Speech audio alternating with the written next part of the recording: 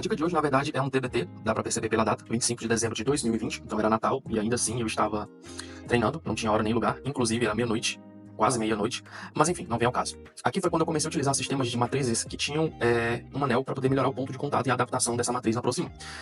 Nessa imagem, nessa época, o que eu queria mostrar era o seguinte, que para restaurações classe 2 a gente precisa de um bom sistema de matriz, né, que ele tem que estar bem adaptado, e o que eu utilizava e o que eu gosto de utilizar é o sistema de matrizes com as matrizes pré-curvadas, essas matrizes arredondadas, e os anéis que vêm nesse sistema, além, obviamente, da cunha, que é praticamente tradicional.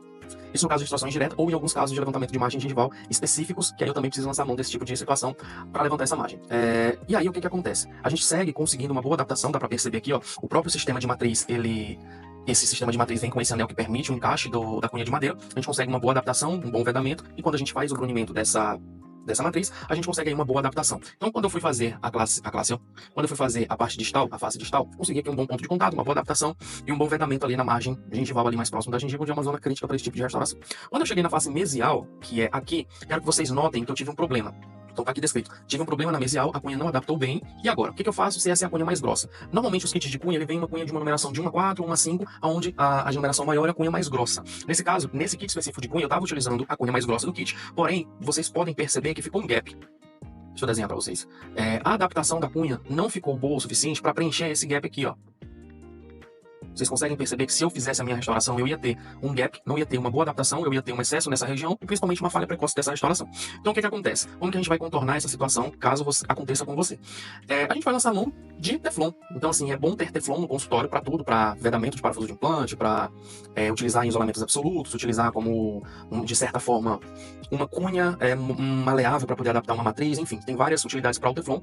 Nesse caso em específico, a gente pode lançar mão dele para envolver a cunha e fazer com que ela fique mais grossa, mesmo sendo a cunha mais grossa do kit. Então a gente envolve ela com bastante Teflon e depois volta lá na cavidade e adapta de novo. Então vocês vão perceber aqui, ó, que quando eu utilizo essa cunha envolvida pelo Teflon, note que aqui, ó, eu não tenho mais aquele gap. Aqui já ficou 100% vedado, porque essa largura da cunha foi suficiente para empurrar a matriz e vedar essa parte proximal. O que eu quero que vocês também percebam é que, isso não só para esse tipo de situação, mas qualquer outra que você use a matriz. É sempre interessante que você faça o brunimento dessa região para que ela se aproxime do ponto de contato do dente vizinho e aí fique o mais adaptado possível. Então vocês vão perceber que nessa imagem aqui, cadê?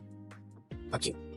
Dá pra perceber novamente que eu quis mostrar pra vocês que é o bom vedamento dessa área, então não tem mais gap, porque preencheu bem aqui, ó, não tem gap nenhum.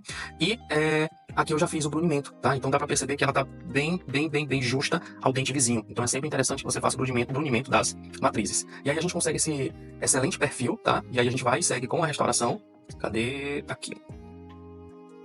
A face mesial, bem adaptada, principalmente na parte mais próxima da gengiva, e depois é só completar a restauração finalizada aqui, assim, finalizada na época, há quase 5 anos atrás, um pouquinho mais de 4 anos atrás, né? Estava com esse tipo de restauração, hoje em dia eu já melhorei a minha parte de escultura posterior. Mas o que eu quero que vocês entendam e que fique na imagem de vocês é que a gente consegue sair desse tipo de situação para esse tipo de situação aqui, ó, apenas envolvendo Teflon na cunha. E aí agora eu vou mostrar pra vocês um hands-on só pra mostrar como que vocês vão fazer na prática pra envolver essa cunha. Então, normalmente essa é a cunha mais grossa do kit, então quando acontecer com vocês de usar a cunha mais grossa do kit, mesmo assim ficar com gap como estava lá naquela imagem, vocês vão pegar Teflon, popularmente conhecido como veda-rosca, e vão envolver essa cunha com várias voltas desse Teflon, tá?